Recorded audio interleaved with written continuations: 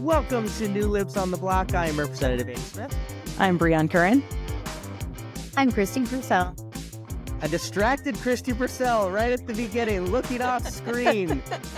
I have a kid who is homesick today, so I'm just doing a little, making we sure. We need more moms in the legislature. That's wonderful. Right. It has been a tough week for America, I would say. Nationally, Trump is really waging war against our entire federal apparatus and issuing executive orders that are hurting all kinds of communities, marginalized and even majority communities.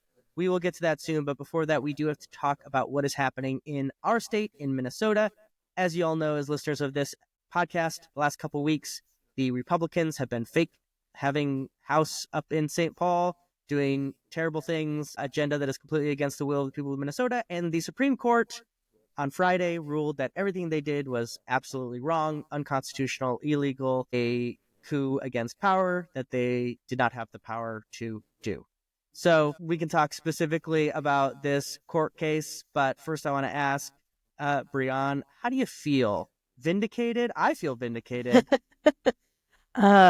There was a little sigh of relief there because we all knew, right? All of our Democrats in our caucus knew that this was the way that the Constitution was written. We knew that 68 members was quorum, and that's why we exercised our ability to deny that quorum. That, denial of quorum is a backstop to make sure that what Republicans did doesn't happen, and that's why we were doing it, right? So I think, the very first reaction is, okay, we've proved it through the courts now. The Supreme Court has weighed in, but what's next? And so, anxiously awaiting the next step where we can get back to the Capitol. But it's good news for Minnesotans that 68 is indeed a quorum, so that we're representing the majority of Minnesotans at the Capitol. And I think what has been astounding, maybe not surprising, but it seems like even with this co-equal branch of our judicial branch of government weighing in, they just said 68 is quorum, basically don't make us, tell you what to do, because they don't want to wade into our business, but it is absolutely their business to interpret the Constitution, and they said it's 68. And the part that is still breaking my brain is that this has changed nothing on the messaging and the tenor from our colleagues across the aisle. It has changed nothing. And we heard on the first day of session, January 14th, a reporter asked Harry Niska what they would do if the Supreme Court, or maybe it was the second day after they were served, what the Republicans would do if there was a Supreme Court. And they said, well, obviously we would abide by the Supreme Court. And so now they're trying to pretend like they're abiding by the Supreme Court and then saying just what Secretary of State Steve Simon did is out of order because he didn't take any of their motions. And I just feel like at this point, this is such willful ignorance. This is so blatantly illegal, unconstitutional, and wrong. Mm-hmm. And at this point, they know that. They talked to the chief clerk. They talked to the Secretary of State before the first day of session, said, here's my interpretation. Here's how this has always been interpreted. Here's what I'm going to do. And they basically threw up a middle finger to that and said well, we don't like that. And although saying they're going to abide by the Supreme Court decision, have yet to see it. Right. So what Kristi's alluding to is wild to me. On Monday, after the Supreme Court ruled on Friday that what they were doing is wrong, the Republicans still went into the chamber, and Secretary of State Steve Simon said there wasn't a quorum and ended it again. And they were very upset that they couldn't get a resolution passed, which basically says they're still not recognizing what the Supreme Court said, because there's no quorum, meaning that business of the House can't go forward. And so there hasn't been any business. Right now, the House, for all intents and purposes, is not organized. So, of course, there can't be any motions. There can't be things that are done because it's not organized, because they don't have enough representatives of the people to make anything they do valid. And they're still just pretending that it is, even though the Supreme Court confirmed everything that we had already been saying. Yeah, this is like, the person who gets to the restaurant 30 minutes after they close and they're like, oh, but I'm hungry, but I have the money to pay. And they're like, I'm sorry, but we're closed. Our employees have gone home. You can't eat here. And it's like this beating down the door, like, I demand you make me a meal. I'm sorry, there are no cooks home. There are no cooks here, right? Like, no, we're closed. You can't. And it's this cycle. It just keeps happening, and it's blowing my mind. And I think we haven't seen it so much in Minnesota up until now. Of course, we've seen it at the federal level. And so, of course, our colleagues are taking a cue from the big orange man and the big white house to say, like, just make up their own rules. And, Trump will pardon the people who, broke the law and killed the police officer. It's unsettling that we have half of our colleagues who they can't even agree on what the rules are of what the game is. And it used to be, when I talk to people in my district who still very much identify as Republicans, and they are mourning, they're grieving. They say, like, I'm a Republican and I will probably never vote for another Republican because this is not a party I recognize. Because the Republican Party of my younger years believed in actual conservatism and not this, whatever, this MAGA, we're going to make up the rules. It doesn't matter what anyone else thinks. It doesn't matter if we are not elected by the people. We're going to just do what we want to do. And there are a majority of people who think that that's wrong. Yeah, I think we should maybe say a level set again, like where we're at, because while the Supreme Court decision was great on Friday, it doesn't resolve the central tension that is currently at play in the Minnesota House of Representatives. The reason that we denied quorum, didn't allow them to get to 68, is because the Republicans are trying to use their temporary plurality, their 67 to our current 66, to basically ram through their agenda that they want. And I would say an agenda that Minnesota doesn't want. We can see that through the election, where it didn't give them a majority, which is why this is happening. And possibly, I shouldn't say possibly, much more concerningly, is that they are going to oust, and have said very clearly that they are going to oust one of our members who's duly elected, Representative Brad Tapke, who won in the initial count, who won in the recount, who won in a court case about who won his seat. And they have said repeatedly that they will get rid of that seat, disenfranchise the voters of Shakopee, because they can. That's really why they want to do it. And I want to play this clip because this is from yesterday as we're recording this. So this is Monday, January 27th. After that new gavel in that happened before, this is what the Speaker, Lisa Dameth, said during this press availability after that. I would operate in a fair way that respects all members going forward, and that is the way that I would lead this House. So just to clarify, you're saying that if Brad Tapke showed up, you would not immediately try to unseat him? We are not saying that at all, but right now, Brad Tapke has not even shown up. So, see there, the fake speaker, Lisa Dameth, who has not been elected speaker, says, I would judge fairly for Minnesotans. And then a reporter asked, so you wouldn't unseat Brad Tapke? She says, nope, I'm not saying I wouldn't. I'm just saying that he should come in. That's what we're dealing with. The argument is, Democrats, you should come in so we can fire you. Yes, that is exactly it. Really compelling. Really compelling. Yes. Which is terrible in a normal work environment. Right. Even worse when the work environment is the House of Representatives, where the people vote for the people who can be in there and have the power to do this. So it's not up to Leader Dameth. It's not up to Leader Hortman. It's not up to the three of us. It's up to the people. No, and let's not forget, even though there were fake sessions, sham hearings, none of that was official, right? But we saw it play out, and we should take them at their word. They, at the time, believed that they could just charge forward and conduct business only in the way that they wanted to, completely without regard to those of us on the other side. And so, right there is an example of how are we to believe that you want to work with us if, when given your, even majority, that you just deny us participation and, kick people off of committees and didn't even assign us committees to then, quote, not show up to, right? They just flat out took all the names off and did whatever they wanted to do. Well, I want to remind folks that during this process, they completely changed the rules on the process of kicking out elected members. They made it easy. They put forward a plan and passed it in their fake hearings to just kick out whoever they want, regardless of election results. And I can't stress enough how terrifying that is. They've shown us what they want to do.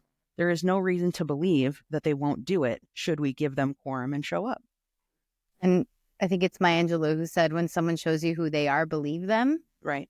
And what we have seen is their agenda for these next 2 years. And they are mad that we had a trifecta and we got so much done for the people of Minnesota the last 2 years when we had a majority, to be clear. Because what people are saying is like, well, you didn't take Republicans into account the last 2 years. It was like, well, I disagree with that on its face. But also, we had a majority. They don't have a majority. Right. So there's just like a framing that, oh, well, you guys, made your whole agenda happen. The longer we are out of session, the more power it gives to the executive branch, which is held by a Democrat, the more power it gives to the Senate, which will have a 1-seat DFL majority again. So the fact this is just all like trying to figure out what their end game is really been challenging for me, because what is the end game? It seems like it's power for power's sake. Right. Because what is it that can truly get done in this scenario? I don't know. The people of Minnesota did not vote for their agenda. That's why they are taking it forcefully. And we're seeing that in the bills that they've introduced and the way that they have tried to run floor or run session, which is, making people less safe and healthy, costing Minnesotans more, putting a gun in every pot, in every classroom, and, lifetime carrying, repeal the free lunches for kids. I mean, there's like, they want to just undo the thing, paid family medical leave, all of these deeply, deeply popular things that we did, that we finally got over the finish line, that matter to people's lives. And we've seen in their committees them wanting to roll all of that back.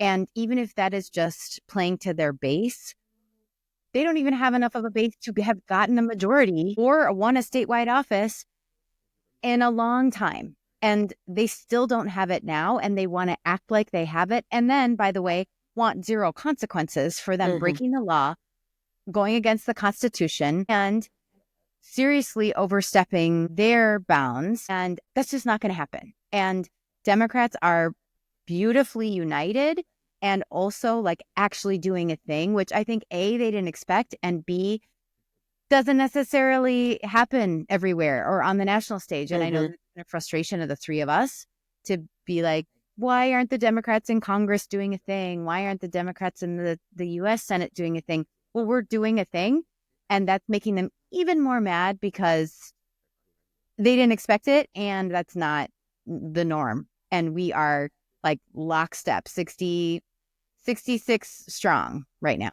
Yeah, we have something really special in the House DFL caucus. And insider tip here, there were some rumors going around that, a DFL member might show up and give quorum.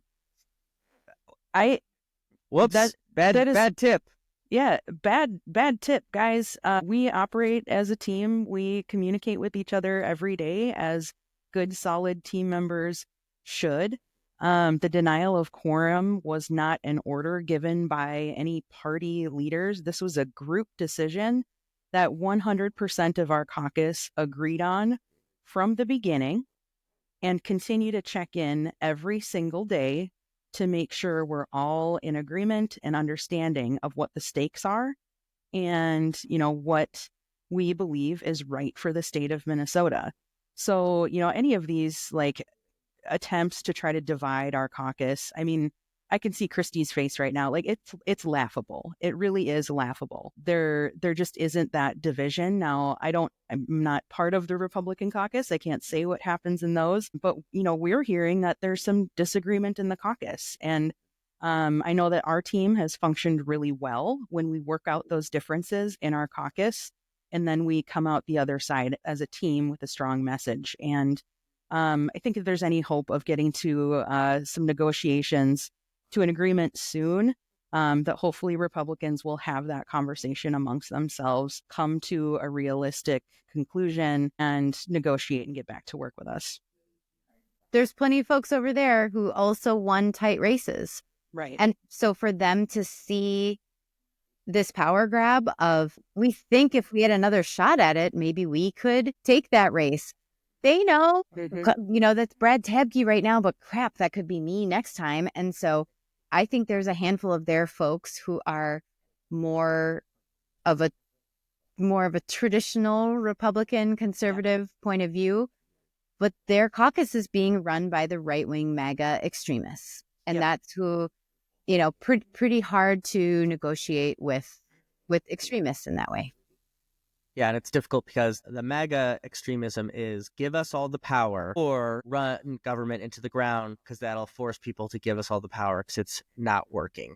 Right. So they've created this win-win for themselves that is a lose-lose for the people of Minnesota. I think that's key for people to realize. Kind of combining with the two things that you all just said. I was at a meeting of the building trades unions this morning in Rochester because we're still doing the work, as we are not able to be in the Capitol complex. And those folks understand negotiations. So they were completely understanding of what myself and my other representative here in Rochester, Kim Hicks, were saying to them. We were saying, negotiating tables is about two sides coming together and finding solutions. But if one side of the negotiating table is negotiating from an untenable position, then you can't negotiate. There can't be compromise. And that's what's happening. The Republicans are not negotiating.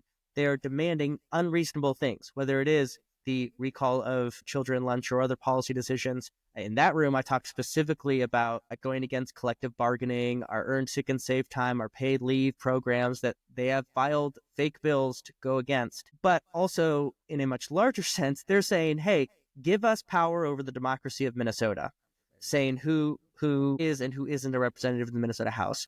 Then we'll negotiate with you. And we are saying, no, that's not a negotiation. And you know what? The people of Minnesota gave us the power to do that because, yes, we don't have a majority, but we have 67, which means that they don't have a quorum, can't do business without us. And they're really frustrated by that.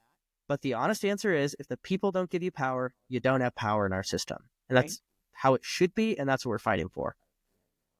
Yeah, and they don't like it. And there's been this visual of our half of the chamber being empty for 2 weeks. And now the heat and the pressure is really on them, because are they going to go to the chamber every day and throw their temper tantrum every day after Steve Simon gavels them out and says there's no quorum? Bam. Are they baiting the Supreme Court to step in again and I don't know, bring charges against these individuals?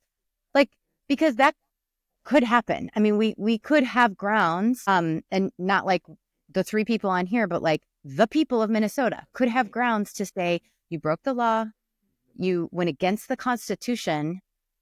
This is called malfeasance now. You knowingly did these things, and we're going to recall your ass because you went explicitly against the founding documents, the parameters we set up on how our system works. And they have threatened to try to do recalls for us for nonfeasance, which is, not showing up. And I think there's a much better case if there were people in these districts who wanted to try to collect 6,500 signatures for malfeasance. It's not just, a dereliction of duty. It's actively working against your own government from inside the government. A colleague of ours, I said this a previous episode, I'm going to say it again. This was the Minnesota Nice January 6th. Mm-hmm. And we saw people get prosecuted for the January 6th attack on our Capitol. And then what does Trump do the moment that he comes in? He pardons those people. So Of course, they're not expecting any consequences. They're not expecting any accountability because that hasn't happened on a national scale. And they're not used to having to be held to account for these illegal, unconstitutional actions. And I hope that it's understood what a big freaking deal this is, that this has happened, even though it looked very orderly. This is a huge deal, and that's why we cannot back down, nor will we. And hopefully this is the week it puts the pressure on them, because they're not in their districts meeting with people like we are. They're at the Capitol to gavel in, to not have a quorum, and gavel out. Like, what are you doing? Right. Yeah, That could be working against the government. That's another thing kind of implicit in the Supreme Court decision, is that while we were working in our districts those 2 weeks, it said explicitly everything the Republicans were doing with their time, with the time of the nonpartisan staff up, in that big room up in St. Paul, was not real. That was wasted. They're the ones who are not doing work because they insist on doing fake power grabs rather than the actual work of the people. And it could be, if we had a power sharing agreement, we could have been in that chamber those last 2 weeks, alternating who has the gavel. And Lisa Damith would have had real power for half of the last 2 weeks. And instead, whittling away and wanting to just, blame us. Oh, you're not coming into the chamber. You're not coming into the chamber. It's truly remarkable, kind of the mental gymnastics of how they can literally break the law, but then it's our fault. And just to emphasize, like, she could have been in full power in our power sharing agreements, one of the offers we made in true honest negotiations was that the Republicans could act like they are in the majority until we know the results of the special election, which could be a month and a half away from as we sit here and talk with one another. But they wouldn't even take that because they want full power or nothing. Right. Because if it's nothing, they can just break the government, hurt Minnesotans. It doesn't matter, because their hope is that if the government doesn't work, people will give them the full power they desire. And that's when things get really scary. Yeah, the narrative, and they keep saying not showing up for work, not showing up, not showing up.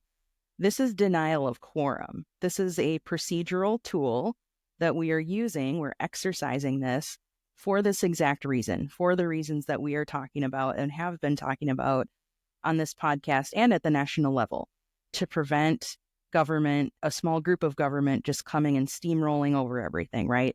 So, the narrative of not showing up, again, we've said it in so many different ways, but it's denying quorum. This is actually an official act. By not going, we are taking an official action and denying the House from proceeding down a path that is very dangerous. So before we close this out, maybe we should just ask the question that I am getting from constituents or people in my comments. How does this end?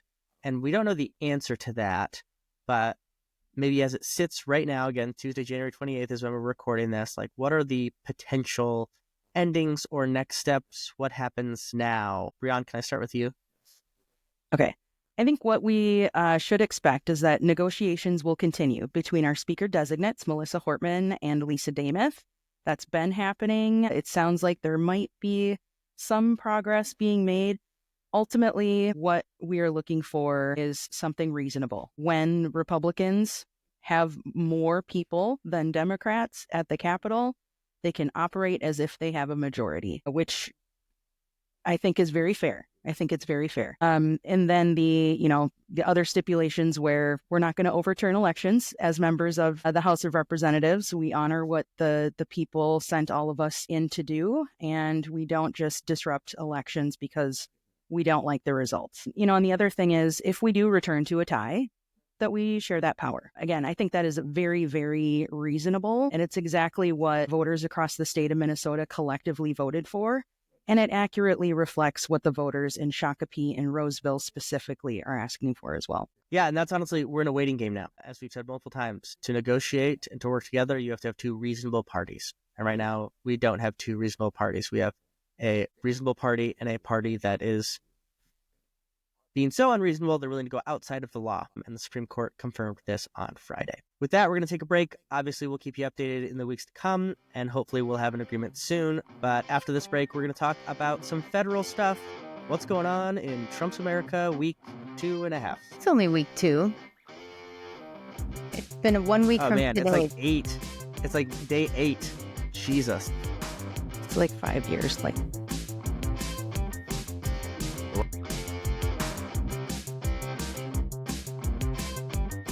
And we are back to New Libs on the Block. let's talk about what Trump is doing to our beautiful country. Breaking news kind of late last night that we're still figuring out the details to as we record this morning is a memo went out from the White House Budget Office that ordered a pause in grants, loans, and a whole host of federal financial assistance.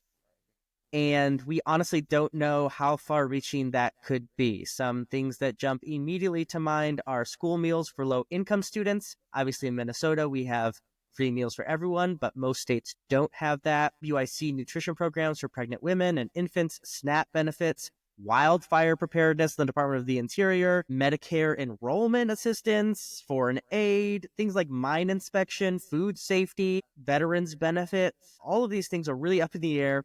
And as we record this, we don't know how things are going, but I thought we should say right now that this is going to affect Minnesotans across our great state. Brion, I don't know, again, this is breaking, so I don't know how much you've gotten to look into this, but what are some initial thoughts on this executive order from Trump's budget office? Well, it's frightening. You had listed off several different programs that will be affected, and those programs are supporting people who are our neighbors, some of us, families across America and in Minnesota. What's really, really troubling here is that Trump has very, very much said the thing out loud, that government funding he doesn't want it to go toward anything that disagrees with his opinion of how a person should be. And that it flies in the face of individual liberty in this country. And Trump is saying, if you're not the type of person that I like, if you don't fit a certain box, then I want to make sure you get nothing. Quite literally, cutting off federal funding is a big deal, and making that contingent on who you are as a person, it speaks volumes. Andy, you had talked about authoritarianism, and this is exactly it. This is a person in the most powerful position in our country saying, if you don't fit this profile, you don't count, you don't matter. I don't care if you drop dead because I stopped funding your medical care, right? And that's not an exaggeration. I know we get we get attacked a little bit on maybe making some exaggerations, but this is the reality. And I think that really needs to sink in with folks, is that if it's not you or someone you know right now, you're next. Your time's coming. And I know that sounds daunting, because it is. Trump is that bad. And relating that to Minnesota politics, the Minnesota Republican Party, those who have been elected here, are drafting bills that are in the exact same alignment with Trump's agenda. And folks who are disappointed or afraid of Trump, even folks who are on the conservative side, saying, I don't trust him, I don't like him, I would never vote for him, but maybe I'll vote for a Republican for the House or Senate. That doesn't work, because the Republicans are falling in line with exactly what Trump wants to do. And it's, again, I've used the word dangerous already, but we're in dangerous times. And that's why going back to what we're doing in the House is so important, because we can't have it happen here. Brion, you anticipated I was going to go right to authoritarianism, because absolutely, just like to be clear, the president does not have the power to do this. This will almost certainly, just like birthright citizenship last week, which has already been overturned by a federal judge, by the way, a Reagan-appointed federal judge, that it is unconstitutional. This is also not the power that the president has. He doesn't have the power of the purse. Our U.S. Constitution, Article 1, Section 7, very clear, the origination clause, like revenue has to be drawn from the House of Representatives. The Congress has the power of the purse. Appropriations comes through the most direct representation of the people, which is the Congress. That's not the executive branch. So again, he is challenging the foundations of American government and hoping that they just comply. And whether you are a Republican or a Democrat in the Congress, you should not stand for this. This is not the power that the presidency wields. So I'm hoping this will be stopped. We'll see. I imagine there will be challenges, but we have to be clear at the onset, this is not the authority that he has. He has a vast amount of authority, but not this. And this is the authoritarian playbook. Try to claim power you don't have and hope people give it to you. And the couple of days ago, there was this middle of the night purge of inspector generals that happened at the federal level. And what I find so deeply ironic in a not funny way is that we are also seeing our friends on the other side of the aisle in the Minnesota House trying to create a new committee. It's like government accountability, just like we're seeing, this fake whatever Doge happening at the federal level, where it's basically just a play. They're pretending that this is looking into government fraud and waste. And we had those people. Those were the inspector generals. We have a state auditor. We have accountability measures set up. Could they be strengthened? Absolutely. Did we put money and staff behind that in 2023 with the budget surplus? We sure did. But then that erases the talking point for these folks. And so I had a chance to look at their slate of their top 200 bills, and one of the bills eliminates the Public Safety Advisory Council. So we want to put guns in the hands of teachers and train them for free, and you can get a open carry permit and you can get a gun permit for life. Oh, but we're going to remove some of these safety measures that we had in place. And this is unfortunately, what we're seeing at the federal level. This is the authoritarian handbook, and trying to see how far these things can be pushed before they receive pushback. And in Minnesota, they're mad because we're pushing back, and trying to use levers that are legal, that are peaceful in order to do that is important to us, and trying to give people faith in our institutions. But we're seeing this weaponization of bureaucracy happen at the federal level, and it is going to impact everyone. Just is, depending on how long this goes on, this is going to impact every single American, except maybe if you're one of the 5 richest men in the world and you had a front row seat at the inauguration. Probably not going to touch Jeff Bezos or Elon Musk, and that is also by design. Mm-hmm. So all of this is, unfortunately, we're seeing this play out at every level of government, and trying to erode people's trust and trying to take power where it was not given. Highlight some more actions, as you were saying, from President Trump's executive branch. He ousted the general counsel of the National Labor Relations Board. So again, we talked about trying to take away workers' rights. Acting Attorney General James McHenry fired more than a dozen prosecutors who had worked on the cases against Trump. Not the leaders of those, right? That was Jack Smith, who had already resigned, but just people who worked under him at this job are now being purged from the Justice Department. And I think one last one that we need to touch on, because of how damaging it is military executive orders. There were 4 of them. 2 of them were aimed at eliminating diversity and equity practices in the military, and also ending any formal recognition of transgender or non-binary people, which, correct me if I'm wrong, Brion, I believe the U.S. military is the largest employer of transgender people in the country. And also, as almost an afterthought, but very dangerous, reinstated service members who refused COVID-19 vaccines. So it's kind of happening everywhere all at once, but all at once, things are getting damaged and harmed. Yeah, and I know what we're seeing too is in response to some of these executive orders, we're seeing some corporations who are not, they're not beholden to these executive orders, right? So, if I want to call out Target, for example, and how there's been a lot of discussion about their decisions immediately after Trump says, he wants to dismantle DEI efforts. Target, who has zero reason to do so, says, we believe in belonging and we love everybody. And in that regard, we are going to stop all of our DEI efforts. Diversity, equity, inclusion, we're going to scrap it. That is not how we respond when somebody is trying to force these things on us. We are better than that. And especially for organizations who have claimed to support diverse communities, the Black community, the queer community, immigrants, you cannot claim that you are an ally. You do so with your actions.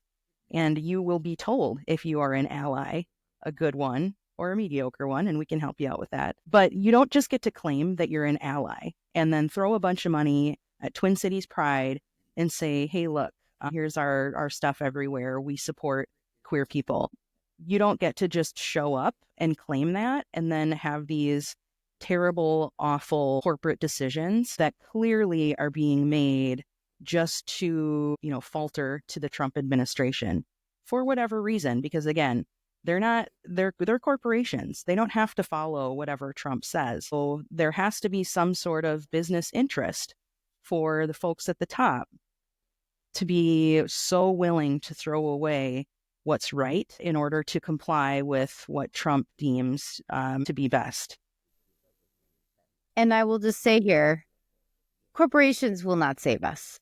No. The billionaire class will not save us. And I think, Brion, you said this in a previous episode. They do not care about you. No. They do not care about us. We've seen them not care about their workers. We've seen them not care about the environment. Corporations exist to make money, and that is it. And they think that perhaps they will make some more money if they kowtow to our new dear leader in the White House. And it's only people who can keep them accountable. If their board is going to let them behave in this way, then consumers get to vote with our dollars. But right.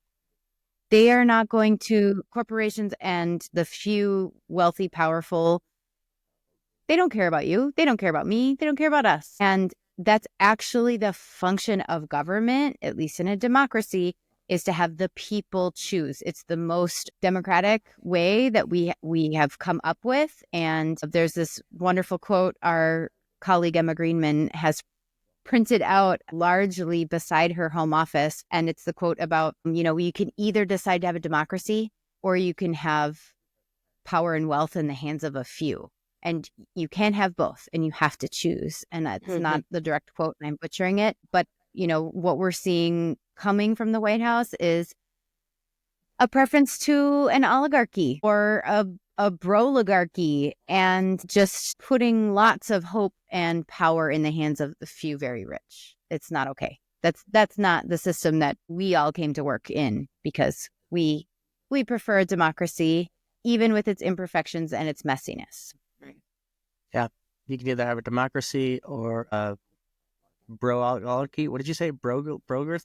I can't say that. Bro-oligarchy? Well, it's an oligarchy, but they're a bunch of bros. So the broligarchy. Yeah. Yeah. Do we want the bro-oligarchy or do you want an imperfect democracy? I would take that. Yes. We're going to take a break, and when we come back, we'll end on hopefully a slightly lighter note.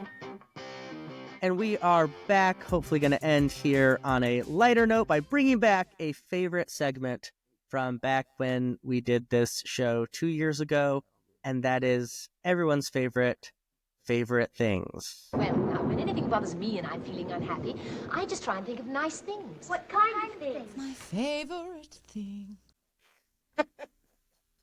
Favorite things, if you have not heard I sound just like Julie Andrews. Yeah, exactly. I don't know. People probably couldn't tell, but I spliced Kristi at the end there with Julie Andrews comforting the Von Trapps during a lightning storm. Our favorite things is a way that we end our show where we say things this week that brought us joy or we want to recommend to you. And especially with a really, really tough first week in the Trump presidency, I think it is important to bring it back. So I'm going to start with Kristi. What were some of your favorite things this week? Well, there's one favorite thing that I thought of to talk about, but it's sort of connected to a larger concept that I've been listening to podcasts about and thinking about a lot.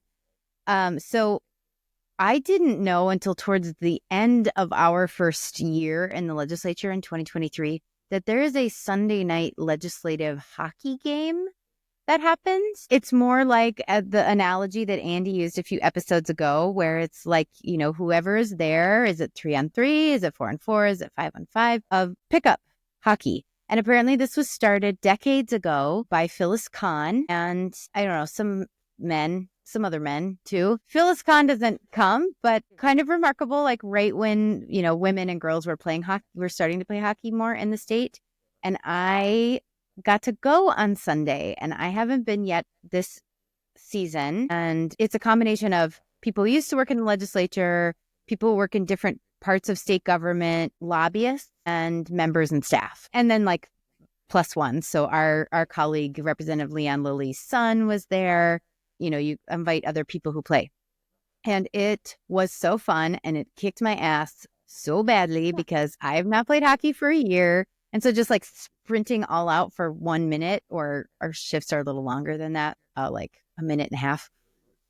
Whew, I was hurting. And there was a certain senator there who we work together and have many differences. And I was really excited to try to, like, I don't know, rough him up a little bit, or like, because he's much bigger than me and slower. And before I had a chance to do that, I broke my skate. So I'm going to have to go back. Actually, it's so broken. It's unfixable. The actual like blade. Wow. Broke. You were so excited about this check that you just like shattered your skate. We don't check, but just give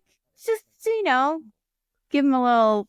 Kristi, what were you going to do? I'm nervous for this unnamed senator.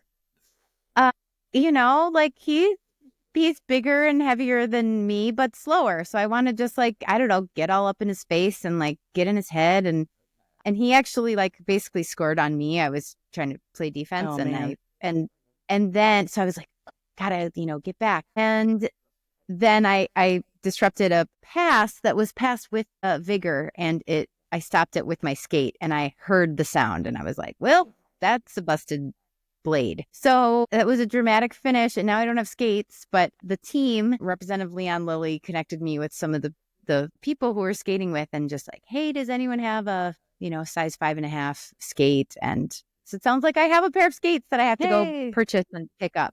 All right.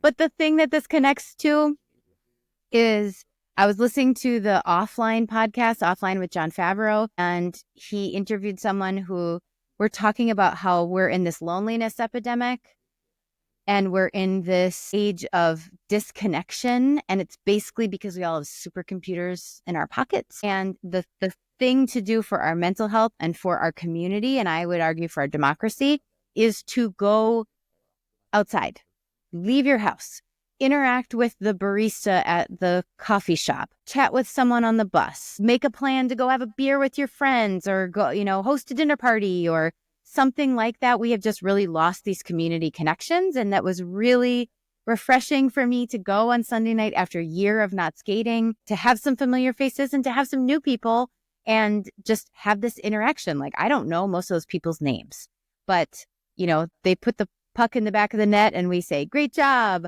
Or the goalie stops the puck and we say, good job, keeper. And just that sort of like community building, even if it feels uncomfortable, like leave your house. I just want to say, like the kids say, touch grass. Like, go and interact with the world and go outside of your bubble or your home or your screen. And even if it feels uncomfortable, or like, it's so cold, or, oh, it's so dark and I don't want to leave, like, worth it every time. Every time. So that's my favorite thing this week, is that I got to play hockey. I'm not good at it or anything, but I had a fun time, and definitely recommend. I love that. A smoke-filled ice rink. That's awesome. That's great. Brion, what was your favorite thing this week? Similar. I don't play the sports ball or the sports puck, but last Saturday I did have an awesome opportunity to meet up with local folks right here in White Bear Lake with our Senate District DFL buddies. And it was really cool. We had a really great turnout. The event that we had was a chili cook-off. It's an annual fundraiser for our Senate District. I didn't participate this year because I won last year. So, I just wanted to make sure somebody else had a chance. Humble victory. I know, right? That. No, I am really proud of the vegetarian chili that I made last year. It was delicious, and I should You stop even with handicapped yourself. Very impressive. Yes, it was really good. But no, there were a lot of people who showed up to this event that there were first timers. I hadn't really been involved in local political stuff, and just with everything that's happened over the last couple weeks, and this uncertainty has really brought people out and put people in a place where they're seeking community in different ways. And I thought that was really uplifting. And it was really nice to have conversations with some people who I hadn't seen since maybe some events over the summer, or when I was at their door asking for their vote, and just to get the feedback of, where they're at now. And, the message I received was thank you. We can't let what Trump is doing happen in the state of Minnesota, and, keep pushing back. That's why we elected you. And we know this is hard, but keep doing it. And so it's really nice, not only just to get those messages, but to be in community with people, with your neighbors, and just be able to lean on each other and talk about what's happening and how we can support each other and what we can do better in the future to set ourselves up so that we're not in the position that we're in right now. And how do we invite more neighbors out? How do we get more participation in things? So it's just really nice to catch up with some folks that I hadn't seen in a while. And, while all these things happening that are so frustrating and depressing at the federal level and on the state level too, just really, really nice to talk with folks about what matters, why we're here, and why we keep fighting. Wonderful. My favorite thing was not involving any community gatherings, but I want to say specifically that's good you guys are doing that. I also do that, but that is not my favorite thing. I feel like I cover myself here because this is a very much not that.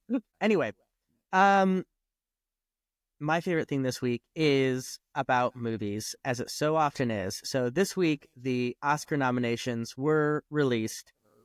Probably, unless you're a cinephile like me, you are not following closely, but there was this is going somewhere, I promise. There is a leading nominations film called Emilia Perez, which is a film about, I'll go through the film, but it is reportedly, like, if you just read like the stops or whatever, it's this message about a trans woman in Mexico. And so it's very interesting that the Academy is recognizing this film and giving it so many Academy Awards. I think they're really giving them credit for like rising to the moment.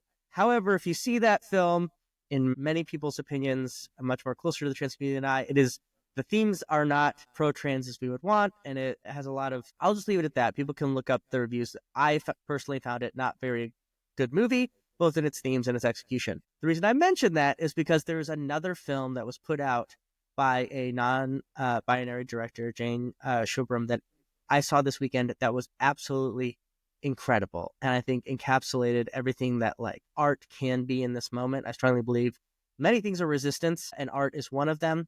Filmmaking can be one of them, and it's a movie called I Saw the TV Glow. It's available on Max right now, which used to be HBO Max. It is a wonderful film. Will challenge you in many ways and has really, really deep themes, really about identity at its core. And you can take so much from the questions it's asking about identity, how choices we make affect it, how choices that are thrust upon us, how it impacts our lives if we're able to actually live out our identity or forced not to live our identity. There's how media from our childhood affects us now, all in this like beautifully packaged, thoughtful film that just looks incredible. I so highly recommend it. If you're after you listen to this, you're gonna go watch a trailer and you'll be like, oh, it's a scary horror movie, because that's kind of how they marketed it, but it's not. Don't worry, it's really just like kind of a thriller, a tense thriller. I think anyone can watch it, and it truly is phenomenal. I want everyone to go see it. So I Saw the TV Glow on Max, or you can rent it, stream it wherever you normally stream your movies. So good, and I think it's really important in this moment to continue to support art that challenges, particularly around areas that are challenging in our society now. So I Saw the TV Glow. Please watch it. It's great. Yeah, I'm adding it to my list. Yeah, this ad was not paid for by Max or the I Saw the TV Glow people. If they want to, though, to be clear, I will take their money because You just gave that for free. I'll do it for free. I will also do it for money. I Saw the TV Glow is so good, guys. You should. Awesome. Have you heard of it? Have you seen Only- trailers at all? Only you gushing about it on social media. Yeah, Yeah. I love it so I'm much. gonna go watch it Please go this see it. weekend, maybe. All right, and you have heard from the new Libs, and now please go out on the plow. Deuces. Bye. Bye. I love making Andy crack up. Deuces, Kristi. Deuces now. What's wrong with that? That's what You're the dealing kids with say. millennials, it's like- Andy. You should have just done like a SpongeBob SquarePants laugh. That would have been great. Oh, God. Oh, God. Oh, God. No.